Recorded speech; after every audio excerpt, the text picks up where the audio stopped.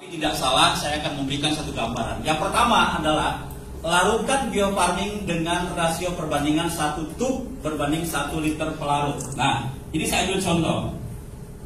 Ini kan 600 mili Bu ya, Pak. Ya, berarti kan kurang lebih sekitar setengah liter. Ya. Nah, bio farming ini kita larutkan dengan 1 liter air. Ya. Berarti kalau setengah liter berarti setengah. Paham Ibu, Bapak ya? Nah, yang setengah itu maka terjadilah yang namanya biang daripada bio farming. Larutannya apa? Boleh air tebu campur dengan air kelapa, campur dengan air hujan, ini bisa. Kemudian juga kalau memang misalkan sudah ada bentuk molasenya akan lebih baik. Pak Taufik, pusing saya mau melarutkan, apalagi petani-petani ya.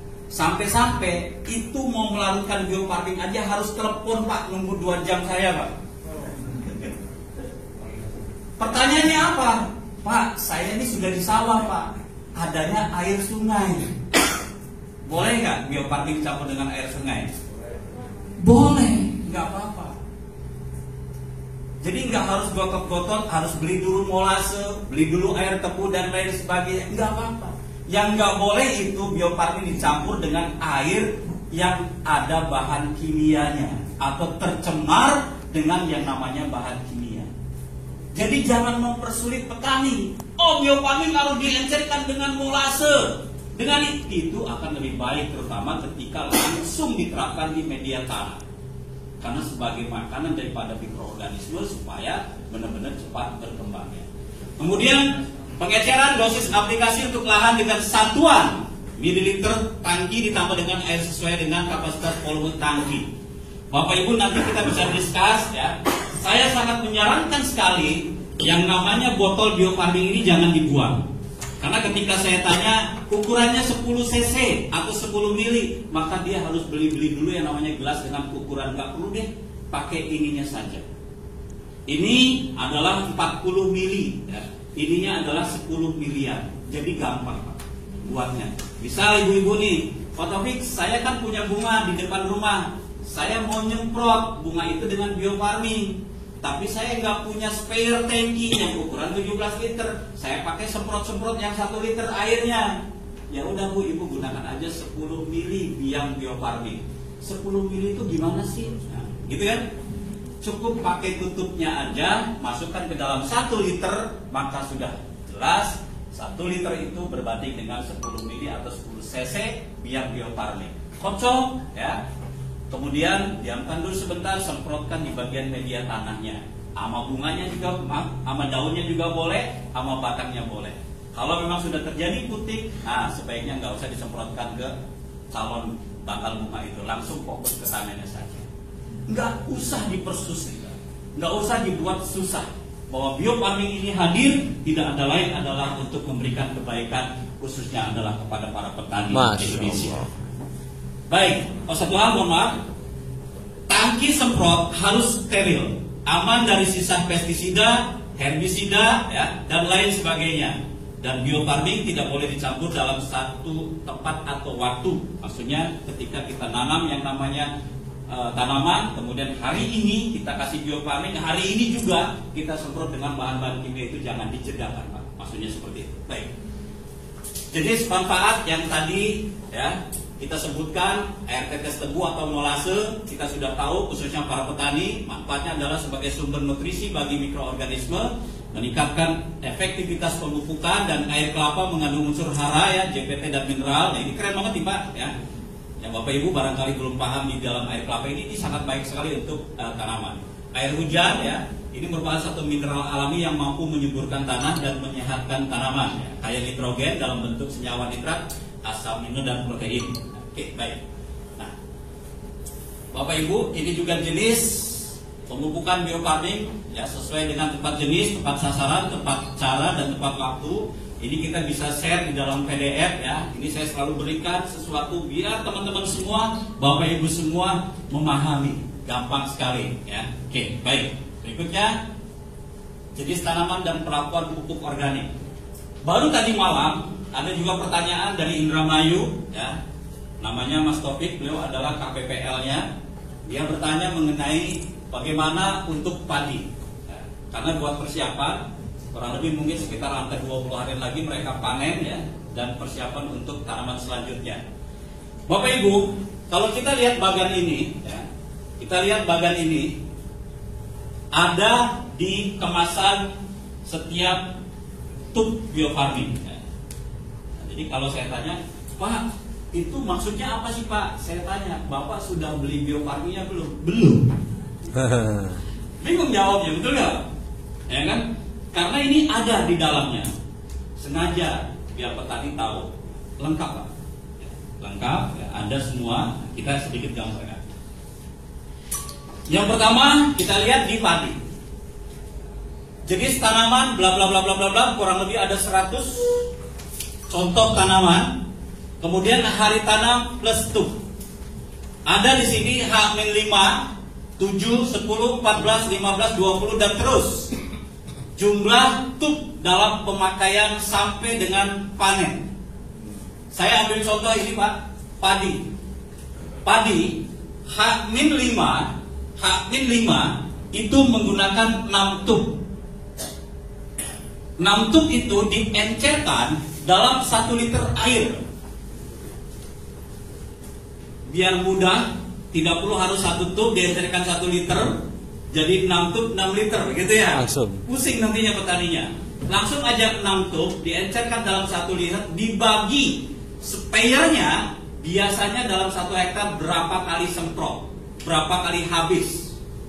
Kalau dia 10 kali habis nyemprot selama 1 hektar tersebut, maka pastikan tinggal dibagi saja. Tinggal dibagi. Biar mudah Pak, jangan sampai 1 tub ini ya, diencerkan 1 liter, ya kan? Kemudian dibagi ini, jadi 1 liter itu dapat 25 ini, betul nggak? 1 tangki katanya dikasih 1 ini, berarti dia harus nyemprot berapa kali Pak? 25 dikali 6, betul nggak? 300. 25 kali 6 ya, berapa tuh? Kalau lebih sekitar berapa kali dia nyemprot Pak? Kasihan Pak. Tidak begitu cara aplikasinya. Langsung aja 6 tub dicairkan ke dalam 1 liter, dibagi kemampuan dia menyemprot 1 hektar secara rata. Artinya 6 tub ini disemprotkan ke lahan 1 hektar secara rata sampai kena semuanya. Kalau saya awali dari awal, yang pertama, ya, ketika orang sudah panen, petani sudah panen, maka sudah pasti tanah itu dibersihkan, betul? Entah itu dengan pacul, entah itu dengan traktor ya, seperti itu. Kemudian sebelum menyemai padi itu, biasanya bibit padi itu direndam, betul nggak? Nah, ketika perendaman itu, pastikan saja kasih paling tidak itu sekitar 20-25 mili larutan biofarming itu biangnya. Rendam 1 hari. Nah, tanah yang untuk penyemaian ini sebesar ini ya, kita semprot terlebih dahulu dengan biofarming.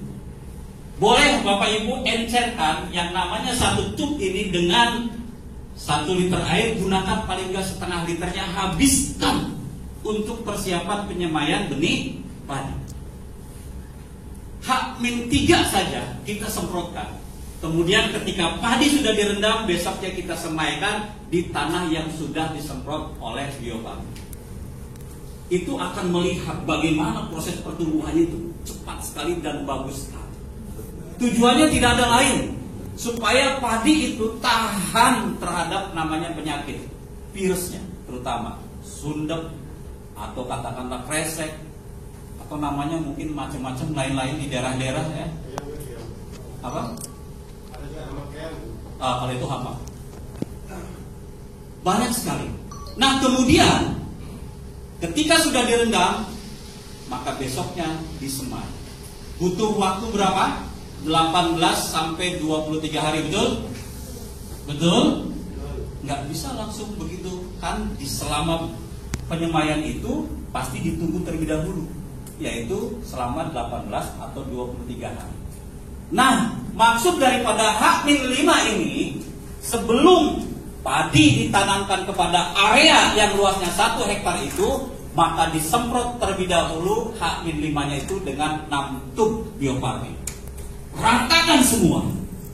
Maka ketika hari H-nya padi yang usia katakanlah 23 itu kita pindahkan ke area tanaman, mikroorganisme ini sudah menyiapkan menu masakan, menu makanan buat tanaman itu. 6 tub Pak, 6 tub ini Pak, begitu kita cairkan 1 liter, kemudian kita masukkan ke dalam tangki, semprotkan ke tanah, maka miliaran bakteri itu berkembang biak. Dia mengurai residu yang selama ini susah sekali diurai. Dia lakukan kerja. Mudah sekali Pak, nanti Bapak praktekkan, masukkan saja, kemudian kocok, kemudian diamkan saja Pak. 1 hari begitu dibuka, hati-hati ya Pak, bukanya jangan di depan mata. Nah, kalau dibuka begini, keluar semua Pak. Ini bisa meledak. Karena itu terjadi yang namanya perkembangan mikroorganisme itu. Maka ada kewajiban nih ibu-ibu yang dipakainya sedikit, ya seminggu sekali itu dibuka. Ambil aja tuh yang namanya gula pasir, kasih makan tuh. Itu ketika dibuka langsung push, keluar kayak gasnya. Itu menunjukkan memang perkembangan mikroorganisme sangat luar biasa sekali. Nah, Bapak Ibu, untuk nih orang Sukabumi ya. Bagaimana setelah kita berikan 6 tub ini? Maka padi ditanam pada hari H-nya, begitu hari ke-7 ya, atau hari ke-10, boleh Bapak Ibu kasih yang namanya urea dengan SP36. Jumlahnya berapa? Yang biasanya 1 hektar itu katakanlah 300 kilo, maka kurangi aja 50%. Sudah menghemat banyak. Kalau gitu enggak organik dong. Memang kan kita bicaranya bukan organik. Kita butuh karena sebagai zat perangsang. Kemudian di hari 14 kita kasih 1 tub Bio Farmin. Kemudian di hari ke-28 kita kasih 1 tub lagi Bio Farmin. Nah, di hari ke-36 kita kasih yang namanya Kotska atau NPK. Sama persis, kasihnya 50% saja. Kalau Bapak Ibu pengen 100% organik, nanti setelah panen ke-3 dan ke-4 boleh lakukan seperti itu. Kalau memang mau organik. Di Karawang sudah banyak yang nanam beras hitam ya. Beras hitam harganya luar biasa, keren banget. Kalau Sukabumi, wilayah Cianjur, kemudian wilayah Subang ya, Karawang itu sudah banyak juga yang bermain di organik. Nah, kemudian di usia 42 kita siram lagi Bio Farmin 1 tub, dan usia 56 juga sama, kita siram lagi 1 tub. Jadi dari awal sampai dengan panen menjelang padi bunting itu kita menggunakan Bio Farmin 10 tub. Paham Bapak Ibu ya? Lalu pertanyaannya gimana biar tidak kena hama? Kalau Bapak Ibu biasa melakukan penyemprotan itu 4-5 kali, selama menggunakan Bio Farmin cukup 2 kali saja, dengan dosis tidak terlalu kental seperti itu. Insya Allah Bapak Ibu, kalau ini diterapkan dari awal, maka tanaman kita itu biasanya tahan dengan yang namanya virus. Dan tentunya juga kita berharap hama-hama pun jauh dari tanaman itu. Itu Bapak Ibu ya. Paham Bapak Ibu? Nah, sama. Berikutnya ada pertanyaan, Pak, gimana kalau cabai? Bapak lihat di sini, cabai rawit ada. Kemudian bagaimana kalau yang namanya saya nanam jengkol, saya nanam pete, saya nanam tebu, saya nanam melon, saya nanam bawang, nanam singkong, mangga, karet, sawit, cengkeh, pepaya, dan lain sebagainya. Ikuti ini Pak, ikuti. Yang terjadi di lapangan itu adalah kasusnya human error. Saya bicara dengan Pak Wu, nih aplikasinya begini Bu, gini. Oh, gampang. Bener Bu, saya nggak ketemu nih dengan orang lapangannya. Udahlah Pak, aplikasi lah, capek. Dan biar saya aja ngomong. Betul Pak. Nggak taunya begitu persiapan padi bunting saya cek. Saya tanya, gimana Bu hasilnya? Oh luar biasa. Dia ngomong, oh luar biasa. Seperti itu. Begitu saya cek, rata-rata yang 1 tahun hasilnya cuma 5,2 ton. Saya bilang, Bu, katanya bagus.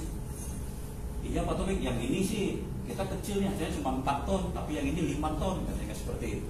Lah sih kok kayak begitu gimana? Bisa nggak saya ngomong sama orangnya? Bisa.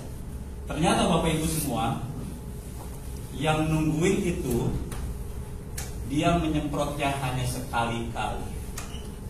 Karena dia banyak megang tanaman orang, tanah orang. Tetapi yang luar biasanya, walaupun aplikasinya enggak sempurna, hasilnya dengan menggunakan biofarming masih lebih baik dibandingkan dengan yang tidak menggunakan biofarming. Karena yang lain rata-rata cuma 2,5 ton, ada juga yang cuma 2 ton, bahkan banyak yang kena namanya virus. Dan alhamdulillah dengan menggunakan biofarming itu ternyata tidak bersih. Ini luar biasa, Pak. Artinya Bapak Ibu tidak perlu khawatir. Aplikasi yang katanya nyeleneh aja masih memberikan kebaikan. Apalagi kalau Bapak Ibu mengikuti prosedur dan petunjuk yang ada di depan kita ini. Ini luar biasa. Nah, ini adalah beberapa contoh ya yang kita sudah aplikasikan di lapangan ya. Ini di Brebes, tanaman bawang Bapak Ibu sangat luar biasa, perbedaan kontur daripada tanah dengan pertumbuhannya dengan usia yang sama, ini memberikan kebaikan buat tanaman itu sendiri ya. Kemudian kita bisa melihat nanti teman-teman, ada yang dari Sukatani, ada Pak Ujang, ada nggak Pak Ujang? Ada, Pak Ujang sudah memberikan aplikasi yang luar biasa ya. Hasilnya itu akan beda jauh dibandingkan dengan mereka yang tidak menggunakan. Hijaunya Pak, ini dahsyat sekali Pak. Dan ini saya tunjukkan yang tadi saya barusan sebut Kuwu itu Pak Kuwu Sati ya. Ini Pak Kuwu preman ya Pak, mohon maaf ya Pak ya. Rambut, jangan lihat rambutnya Pak, orangnya ganteng dan baik hati Pak. Ini dia semua masyarakatnya itu dikumpulkan ya, dan kita melakukan presentasi walaupun dia bilang hasilnya belum signifikan karena human error tadi itu. Maka dia terapkan Pak ya, di desanya itu dengan menggunakan biofarming dan alhamdulillah hasilnya bagus sekali. Bahkan dia mengatakan kepada masyarakatnya, para petaninya, pokoknya yang namanya panen itu ditongkrongi. Nah, tahu nggak Pak ditongkrongi Pak? Ditungguin. Gitu. Jangan sampai yang manen itu adalah orang lain Pak yang ngebayar. Ya Pak ya. Ditungguin dan hasilnya langsung dia masukin karung, ditimbang apa segala, dijual dan dapat duit. Seperti itu. Nah ini luar biasa sekali ya. Pak Kuwu Sadi sudah menerapkan ya. Ya hasilnya Pak ketika padi begini hijaunya kelihatan Pak, bagus banget Pak kalau kita lihat nih. Enak lah Bapak silakan aja selfie nanti kalau udah bagus ya. Masya Allah. Nah ini yang saya suka ini Pak. Anakan padi ini. Pak Ujang udah dihitung belum anakan padinya? Belum. Nanti pulang dari sini dia udah usia berapa Pak Ujang? 38. Nanti 42 Bapak hitung ya Pak ya. Hitung totalnya berapa? Mudah-mudahan kalau Bapak bisa mencapai angka 82, 87 aja, itu kita sudah bisa dapat menghitung Pak, berapa ton yang bakal Bapak dapatkan. Allah. Ini luar biasa Pak. Kita terus Pak, terus inovasi Pak. Terus lakukan sesuatu yang baik sekali. Anggaplah itu adalah sebagai mutiara kita Pak. Maka kalau kami presentasi sama aja dengan kami menggali emas dan mendulang berlian. Ini luar biasa Pak. Kemudian kita lihat tanaman wortel, arah-arah daerah teman-teman yang wilayah gunung ini bagus sekali ya. Kemudian tanaman cabai organik ya, kita buat juga. Nah, petani, bapak-bapak, para PPL ya, para Gapoktan, tolong arahkan ya, supaya petani tidak monoton. Ya. Yang namanya nanam cabai taunya A saja. Tapi kita sebagai pebisnis arahkan bagaimana petani itu mau menanam cabai yang harga cabenya per kilonya itu mahal. Jangan sampai dia nanam, katakanlah mungkin setengah hektar nih, satu bau dia nanam cabai, tapi harga cabenya itu per kilonya itu murah. Kan resikonya sama, betul? Cabenya sama, betul? Waktunya sama. Maka arahkan petani itu menanam jenisnya yang kira-kira komoditinya itu harganya lebih baik dibandingkan biasanya. Ini tugas daripada PPL dan para Gapoktan mengarahkan ke sana. Sehingga akhirnya tahu, oh ya jenis cabenya begini yang harus ditanam supaya memberikan hasil yang baik.